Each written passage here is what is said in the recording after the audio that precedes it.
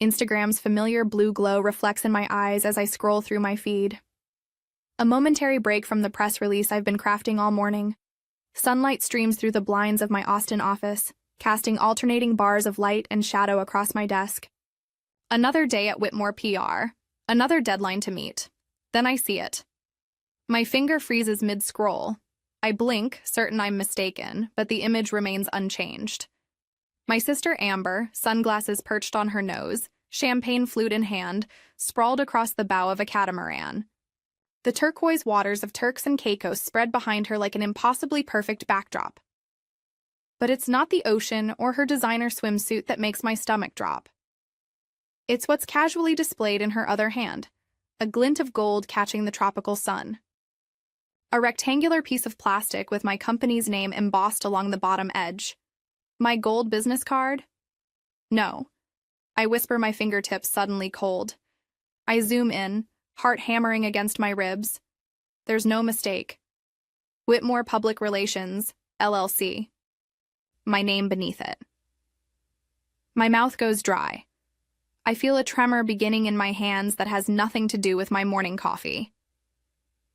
4 days ago, I sat beside my mother's hospital bed explaining the new platinum card I'd opened. Margaret Whitmore had just undergone knee replacement surgery. Her face pale against the sterile white pillowcase.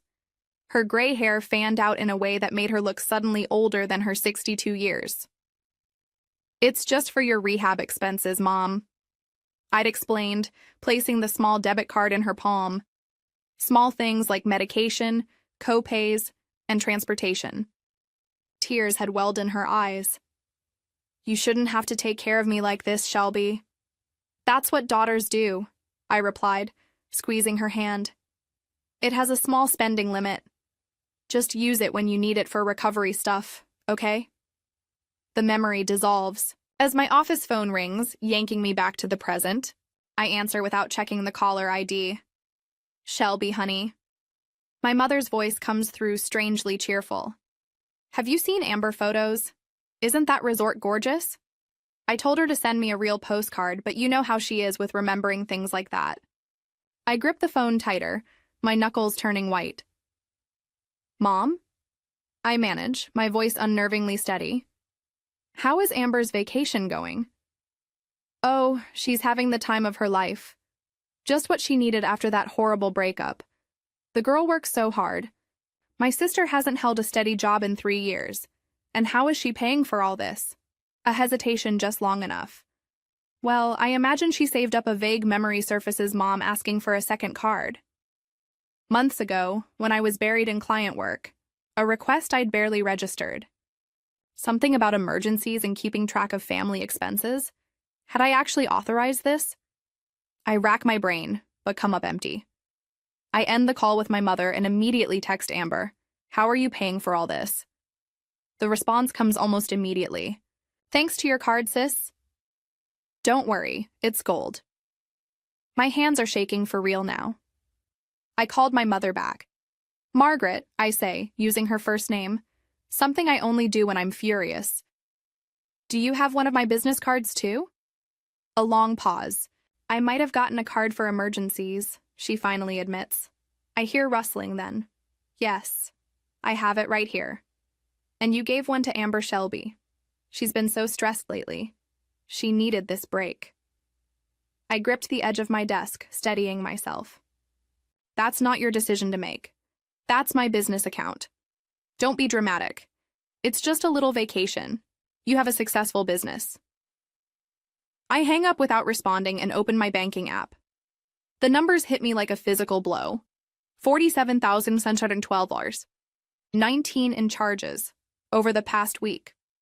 Resort stays, designer boutiques, first-class airfare, spa treatments. All from the same IP address pinged from Amber's beachfront hotel. An email notification pops up from the resort's concierge, confirming an upcoming sunset cruise for Miss Whitmore and guest. Attached is an image of the card on file. My full legal name, Shelby and Whitmore. I called my mother one more time. "Did you know about this?"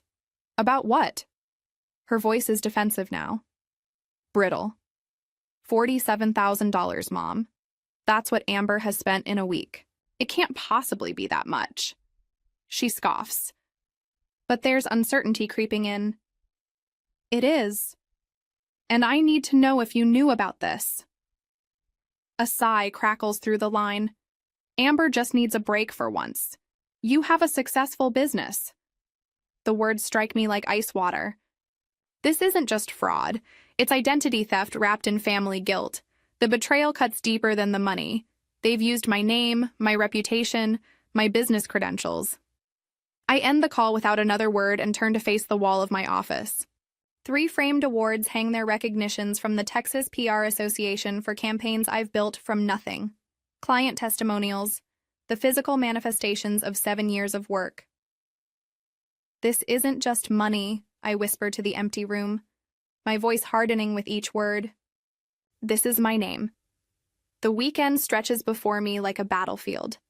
My laptop screen casts a blue glow across my living room as Saturday morning light filters through half-drawn blinds. I've barely slept. My eyes burning as I scrutinize every transaction from the past month. The timeline unfolds with devastating clarity.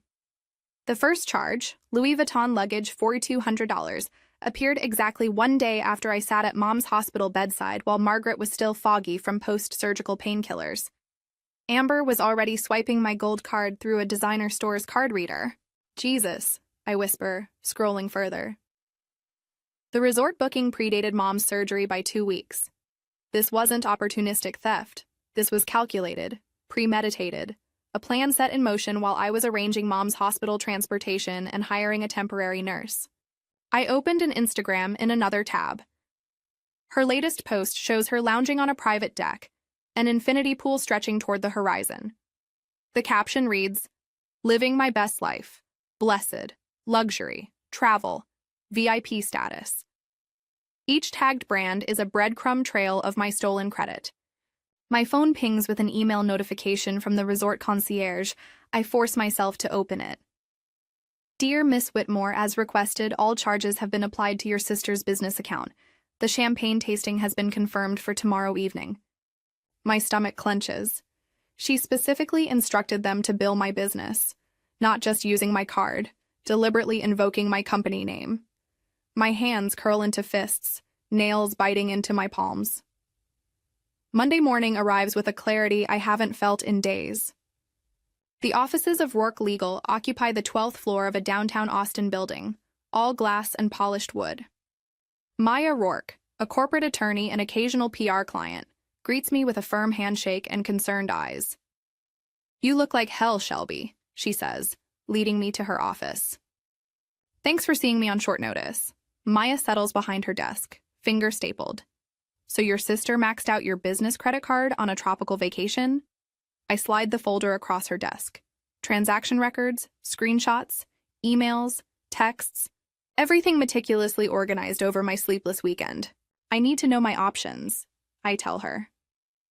Maya scans the documents with practiced efficiency. When she looks up, her question is direct, civil or criminal. The word hangs in the air between us. Criminal charges against my own sister, my own mother as an accomplice. The thought should make me hesitate, but instead I feel a surge of cold resolve. "Both." Maya nods, no judgment in her expression. "Let's start with the card issuer. We'll file a fraud claim immediately. They're required by law to freeze the account and investigate." "And the charges?" "My business can't absorb this hit. Your business insurance should cover it under theft protection. The insurer will reimburse your company, then pursue Amber through a process called subrogation." She taps her pen against the desk. "We'll also file a service complaint against the issuer for failing to flag these abnormal transactions. International charges, luxury purchases, those should have triggered their security protocols. For the next hour, we dissect the case like surgeons. 2 clear antagonists emerge. Amber, the primary betrayer whose psychology of entitlement shines through every transaction. And Margaret, the enabler who authorized the secondary card despite knowing my business couldn't withstand such a financial blow. "You understand what's at stake here," Maya says. Not a question, but a statement. I nod, my business reputation. If clients discover we're financially vulnerable, My family relationships. Once I pursue legal action, I pause. My mother's recovery is potentially jeopardized by the stress. You didn't create this situation, Maya reminds me. They did. She drafts documentation for the card issuer while I stare out the window at the Austin skyline buildings. I've spent years networking and establishing my name as reliable, trustworthy. How quickly that could all unravel. My phone buzzes. Another Instagram notification from Amber, a sunset photo. Champagne flute in hand. The ocean spread before her. Something snaps inside me. I type quickly. I hope the sunset's worth it. The fraud unit will be calling soon. Her response comes almost immediately. You wouldn't dare. We're family. Maya glances over my shoulder and highlights the message on her tablet. Perfect proof of intent. Keep all communication. Don't delete anything. Back at my office, I implement immediate security measures. I change every business password, revoke all account access permissions, and create new authentication protocols. My office manager watches silently as I methodically lock down everything my sister might potentially access. When the building empties for lunch, I stay behind. Alone in my office, I find myself removing family photos from my desk. Margaret at my college graduation, Amber and me at Christmas last year. I place them face down in a drawer. One by one, the pattern emerges with painful clarity. Amber's emergency car payment 3 years ago. The rent she couldn't quite make last fall. Mom's tearful call about property taxes they were behind on always becoming my responsibility, my burden to solve. I opened my leather-bound business journal and write with deliberate pressure. This stops now. Claire knocks softly before entering a cup of coffee in her hand. Thought you might need this, she says, placing it on my desk. Thanks. I close the journal. Can you let the team know we're implementing a new phone policy? No calls from family members are to be put through to me. Take messages only. Claire nods without question. We've got your back. Shelby, my office manager, steps in, later closing the door behind her. The card's been frozen, she reports, and I've notified our insurance about the claim, for the first time in days. I feel the tension in my shoulders is slightly a shield forming around what I've built that night.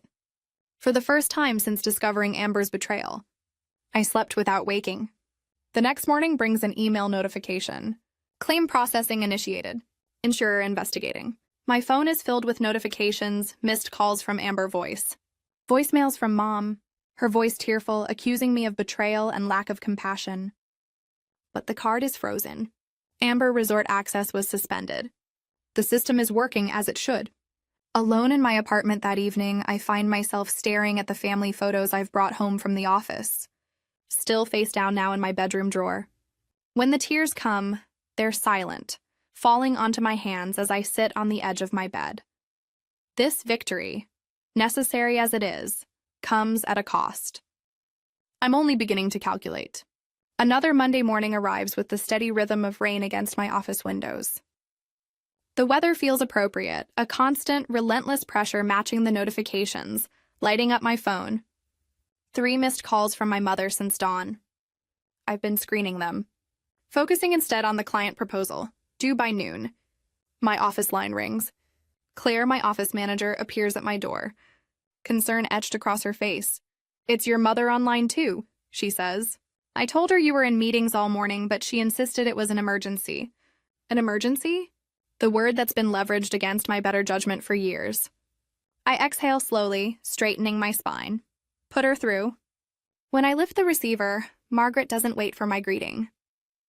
You're destroying your sister's life, she spits, her voice trembling with fury over what a mistake. Some money that insurance will cover anyway. I swivel my chair to face the window, watching water track down the glass in jagged rivers. Stealing $47,000 isn't a mistake, Mom. It's a felony. She meant to pay it back. With what money? The job she doesn't have. This will follow her forever. Shelby, a criminal record.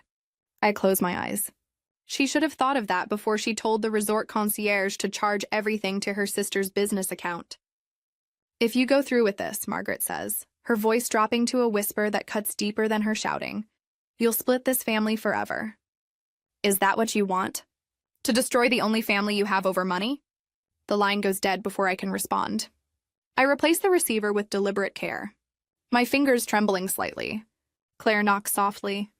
Everything okay? I nod, just family. Being family.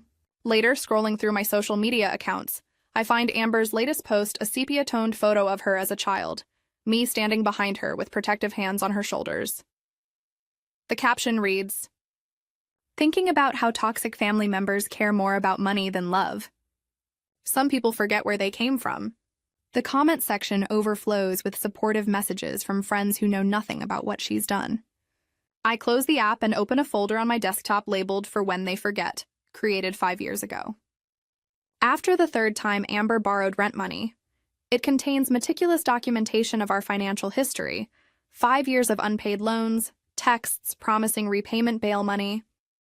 When Amber's previous boyfriend got caught with unregistered firearms in his car, a subfolder contains screenshots of messages between Margaret and me from 3 years ago. My mother tearfully explaining how she had co-signed on a store credit card for Amber, who maxed it out and vanished for 3 months. Margaret begging me to help make the minimum payments to protect her credit score. I hadn't realized until now that I'd been keeping receipts for half a decade, preparing evidence for a confrontation I never intended to have. I opened the most recent folder images from Amber's social media accounts. During the week, she claimed to be helping our mother recover photos tagged at luxury restaurants. A selfie with a French makeup artist at the resort spa, all while Margaret was supposedly struggling with pain management at home. An hour later, the intercom buzzed. "Shelby, your mother is here," I freeze. "My mother is here at the office." "Yes," Claire responds, her voice. "Careful. Should I tell her you're unavailable?" I glance at my watch. "No, send her in." When the door opens, Margaret stands in the frame, leaning heavily on the cane she's used since her surgery. Her right leg stiff-faced, drawn with pain or the appearance of it, her eyes so similar to mine. In color but not in warmth. "Scan my office." "Nice place," she says, as though she hasn't visited 4 times before. "Business must be good." It was, I say, not offering her a seat until my own mother and sister stole my identity. She limps forward, each step a theatrical wince. "Don't be dramatic, Shelby. Amber made a mistake." "She's young. She's 27, Mom. I was running this business at her age. Not everyone is like you." She lowers herself into the chair across from my desk uninvited. "Some people need more time to figure things out. 7 years of figuring things out on my dime isn't young. It's taking advantage." Margaret's face crumples, tears welling. "How can you be so cold?" "She's your sister, and I'm her victim." I slide a folder across the desk. "These are your physical therapy appointments for the week. Amber was posting from Turks and Caicos. You canceled all but one." Her mouth opens, closes. "The pain was too much pain that mysteriously improved enough for you to fly 5 hours to join her. The resort confirmed your arrival, Mom." The door opens. Maya Rourke, my attorney, enters with the precise timing we arranged this morning. Her presence shifts the energy in the room immediately. Cool. Professionalism against Margaret's emotional theater. "Mrs. Whitmore," Maya says with a polite nod. "I wasn't aware you were joining us today. This is a family matter," Margaret says suddenly, sitting straighter. "Actually," Maya responds, setting her briefcase on the edge of my desk. "This is a business matter involving identity theft, credit fraud, and potential conspiracy charges." Claire appears at the door, tablet in hand. "I've documented Mrs. Whitmore's arrival time and appearance, per your request," she says to Maya. "The security camera footage has been archived." My mother looks between them, recognition dawning. "You're treating me like a criminal." "We're creating a record." I corrected her every interaction, every threat, every attempt to manipulate the situation is being documented. My phone rings. The caller ID shows Thomas Blackwell, my first mentor in the PR business, and now a major client. "Excuse me," I say, answering Thomas. "Thank you for calling back." His gravelly voice comes through clearly enough that I know Margaret can hear Shelby. "I heard what happened. My daughter's firm handles cases like this all the time. Your name is your business in this industry. You're doing the right thing." After I hang up, Maya hands me a thick envelope. The insurance adjuster called. They're reimbursing the full amount, and they've officially categorized this as identity theft and fraud. Margaret stands, swaying slightly, her cane suddenly less necessary. "You'd put your own sister in jail? Your own mother?" The DA's office is reviewing the file. Maya interjects calmly. It's out of Shelby's hands now. After they leave, I sit alone. In my office as afternoon shadows stretch across the floor. For the first time since discovering Amber's Instagram post, the knot in my stomach begins to loosen. That night, I slept without anxiety dreams, without waking every hour to check my accounts or scan social media for new attacks. In the morning, I stand before my bathroom mirror, meeting my own gaze directly. I didn't destroy my family, I whispered to myself. I'm protecting my business. 2 days later, Claire forwards an email from our building security company. Someone egged my car overnight. The security footage shows a familiar vehicle. Amber's. Boyfriend's dented Camaro with the Texas flag decal on the back window. Maya adds the footage to her growing file. We'll need cameras at your home, she says. They're escalating that evening. A technician installed a doorbell camera and motion sensors around my apartment. I watch him work, thinking about how quickly security has become my new normal. Maya has drafted a temporary protective order ready to file if needed. All communications are archived, all social media documented. Just after midnight, my phone chimes with an alert. Someone is at my front door on my laptop screen. The security camera feed shows Amber standing on my doorstep. Her mascara has run in black rivers down her cheeks, her hair pulled back in a hasty ponytail.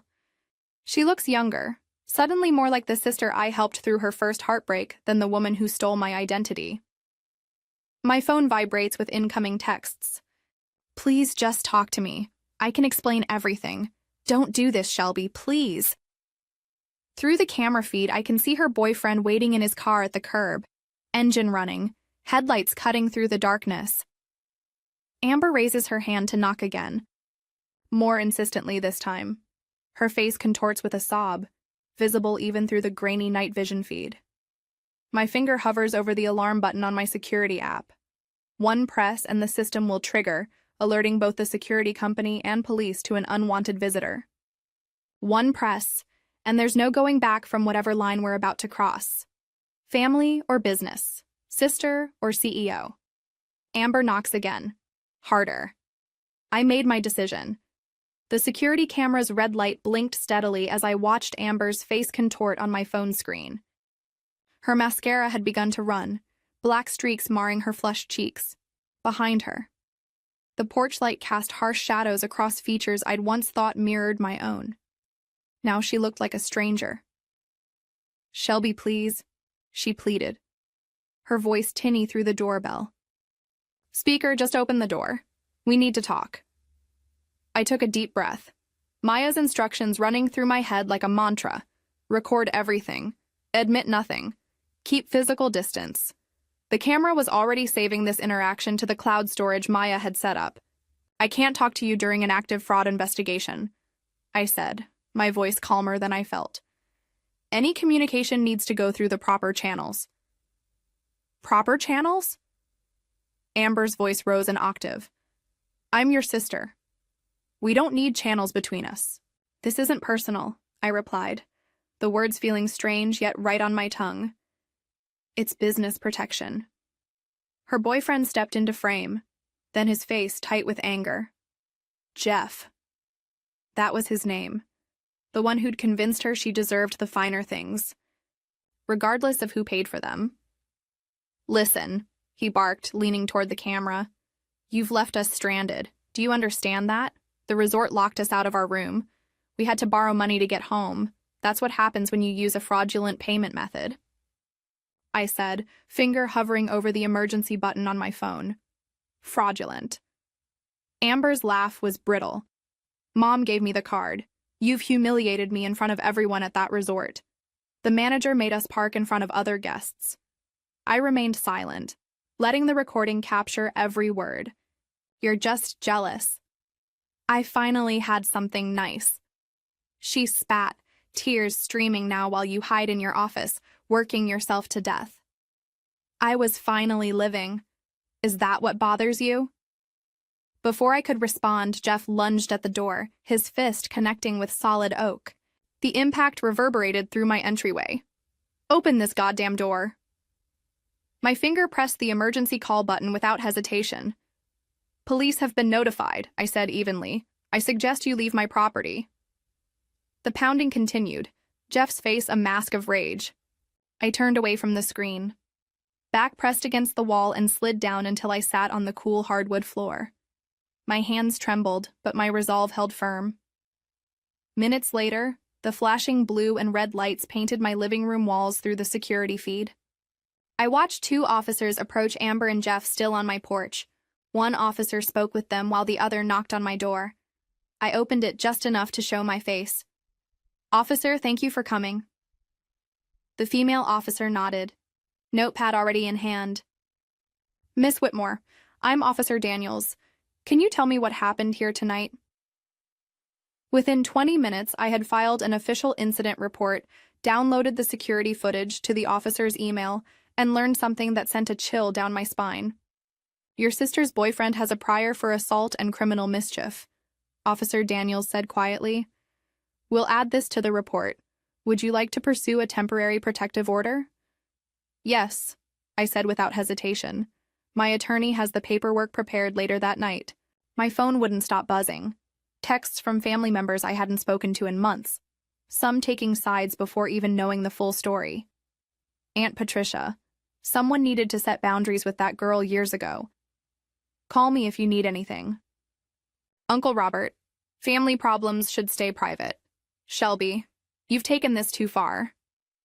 I scrolled through Facebook to find distant cousins I barely knew, sharing cryptic posts about financial abuse and family loyalty. My company page, however, told a different story. Colleagues had rallied, leaving supportive comments and sharing posts about business integrity. Claire had coordinated the entire response without even telling me. The official papers were served to Amber at her apartment the next morning. By afternoon, Margaret was calling. "You're destroying your sister." She sobbed into the phone. "Is this really what you want?" "I didn't do this, Mom. Amber did. And you helped her. She made a mistake. People make mistakes." I ended the call and went back to work, losing myself in client presentations until my doorbell rang again that evening. The security feed showed Amber alone, this time standing straighter, anger replacing tears. I opened the intercom. "Yes." "You destroy your own sister over money?" she demanded, voice sharp enough to cut glass. The question hung in the air for a moment before I found my answer. The truth I hadn't been able to articulate until now. "This isn't about money," I said finally. "It's about my name and the right to say no." Something flickered across her face. Recognition, perhaps, of a boundary she'd never encountered from me before. She left without another word that night. The first fracture appeared between my antagonists. Margaret called Amber while I was on the line. A three-way conversation I hadn't agreed to but didn't end. "Why didn't you tell me it was that much money?" Margaret's voice was different, harder, accusatory. "You knew I was going on vacation," Amber countered. "Not a $50,000 vacation." I hung up, letting them fight their own battle for once. The next morning, I brought a formal letter from my insurance company. The civil recovery process had begun against Amber. Separately, Maya confirmed that the district attorney's office was reviewing the case under identity theft and access device fraud statutes at 2:17 a.m. An email arrived from Amber account. "Please drop it. I'll pay you back. I can make payments. Please, Shelby." I waited until morning to respond. "Pay the insurance company? They own the debt now?" Margaret's response came an hour later. "What kind of daughter ruins her family? To prove a point?" I didn't answer. Instead, I called Maya. "If my mother cooperates with the investigation, can we exclude her from the criminal referrals?" "If she admits she gave the card without authorization and testifies if needed." "Probably," Maya replied. "Why, second thoughts?" "No," I said, surprising myself with how certain I felt. "Strategic thinking." When the local business journal called that afternoon asking for comment on a prominent local businesswoman filing fraud charges against a family member, I directed them to the PR team. I'd assembled for exactly this purpose. That night, for the first time since seeing that damning Instagram post, I slept without waking, without the knot of anxiety, twisting my stomach. No dreams of drowning in paperwork or family accusations. Morning came with sunlight filtering through my bedroom blinds. I stood before the mirror, shoulders back, and spoke the words that now felt true. I'm not a victim. I'm setting an example. The newspaper sits on my desk like a bomb. Austin woman charged after using sister's business credit card for island vacation, reads the headline. My name isn't mentioned, but it doesn't matter. In Austin's interconnected business community, everyone knows my phone has been chiming all morning with texts from colleagues, some supportive, others uncomfortably curious. I take a sip of coffee. Scanning the article.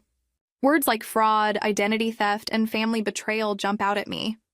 The reporter managed to get a quote from Amber. This is a private family matter that's been blown completely out of proportion. No mention of the $47,000 she spent pretending to be me. Claire knocks on my office door. Your cousin Daniel is online too. Third family member today.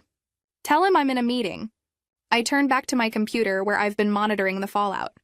Amber's Instagram account, once filled with champagne flutes and catamaran selfies, has vanished.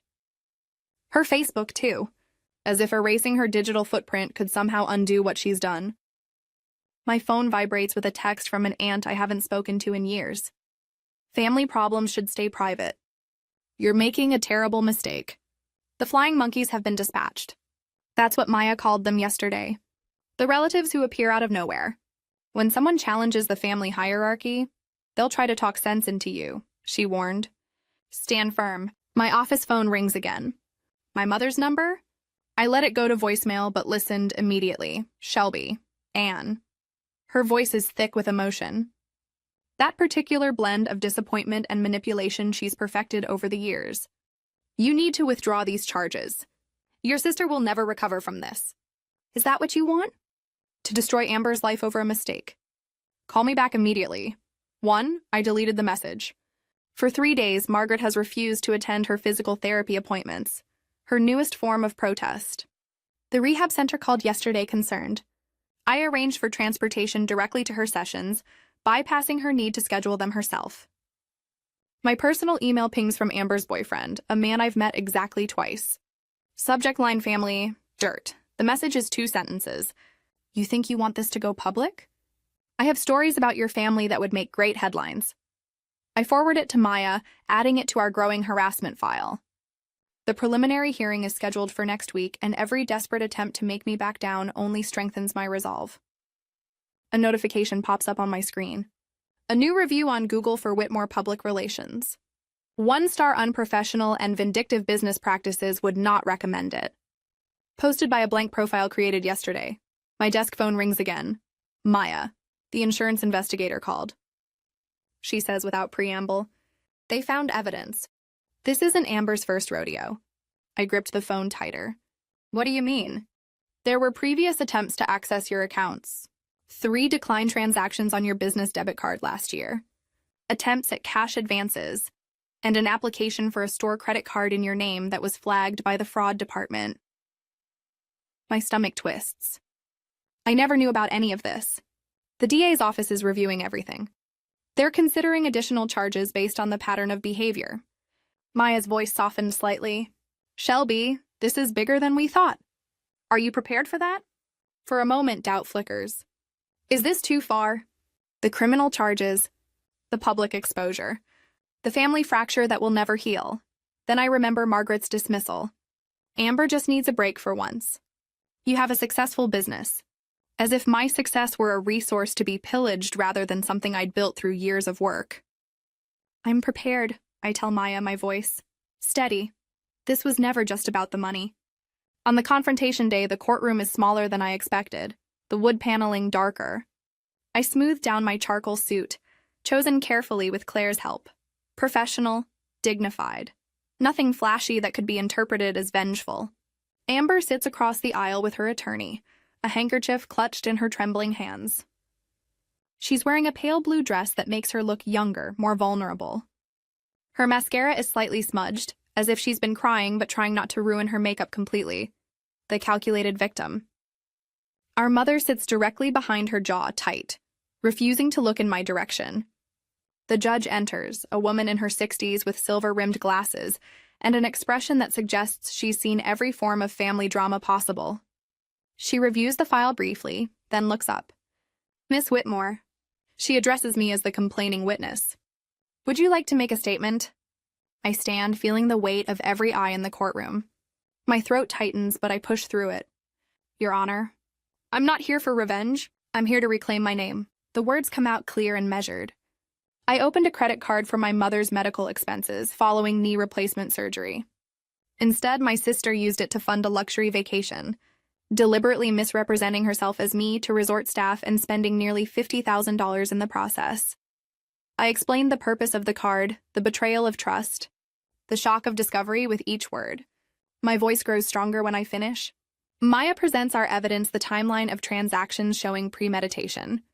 The concierge emails confirming Amber represented herself as me. Instagram posts establishing her intent and knowledge. Text messages proving she knew exactly what she was doing. Most damning are my mother's conflicting statements about authorization. First claiming she had permission to give Amber the card, then admitting she knew the card was only for medical expenses. The judge listens occasionally, making notes when the evidence presentation concludes. She removes her glasses. "Miss Amber Whitmore, please rise." Amber stands, her lower lip quivering. The court orders full restitution to the insurance company in the amount of $47,612.19. You will serve 36 months of probation and complete mandatory credit abuse counseling. During this time, you are prohibited from opening any new lines of credit without court approval. The judge's gaze is unflinching. Subscribe.